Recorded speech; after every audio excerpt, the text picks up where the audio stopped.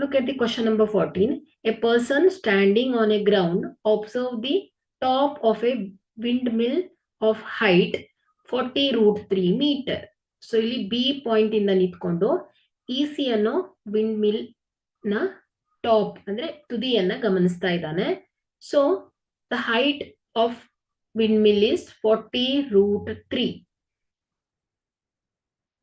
Okay, 40 root 3. So EC height is 40 root 3. At an angle of elevation 30 degree. Find the distance between the person and foot of windmill. So B ಮತ್ತು C ಇದರ ನಡುವಿನ ಅಂತರವನ್ನ ಹೇಳಬೇಕಾಗಿದೆ. So ಇದೇನು distance between the person and the foot of wind mill ಆಗತ್ತೆ. So ನಾವೇನ್ ಮಾಡೋಣ ಇಲ್ಲಿ in triangle BCE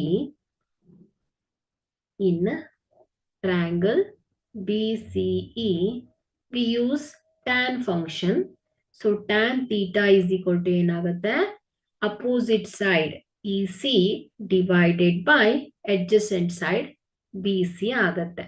so tan tan function ಅನ್ನು ಯಾಕೆ ತಗೊಂಡಿದ್ದೀವಿ ನಾವು?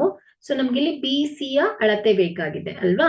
ಸೊ ಇಲ್ಲಿ tan ಥೀಟಾ ಗೊತ್ತಿದೆ, EC ಕೂಡ ಗೊತ್ತಿದೆ. ಸೊ ಹಾಗಾಗಿ ನಾವು tan ಫಂಕ್ಷನ್ ಅನ್ನ ತಗೊಂಡ್ರೆ BC ಯ ಅಳತೆಯನ್ನ ಈಸಿಯಾಗಿ ಫೈಂಡ್ ಔಟ್ ಮಾಡ್ಬೋದು ಮಕ್ಕಳೇ.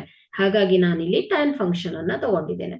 ಸೊ tan ಏನಾಗತ್ತೆ 30 ಡಿಗ್ರಿ ಅಲ್ವಾ? So tan 30 degree is equal to EC is 40 root 3 divided by BC ಆಗತ್ತೆ.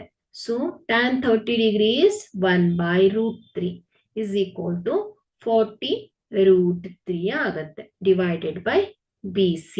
So BC is equal to ಏನಾಗತ್ತೆ 40 into root 3 into root 3 ಅಲ್ವಾ? So BC is equal to ಏನಾಗತ್ತೆ 40 into root 3 into root 3 ಏನಾಗತ್ತೆ 3 ಆಗತ್ತೆ. So 4 3s are 12. So 120 metre.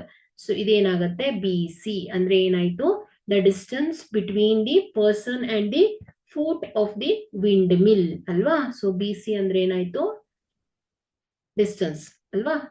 Person ಮತ್ತು foot of the wind ಮಿಲ್ಲಿನ distance 120 metre. Okay.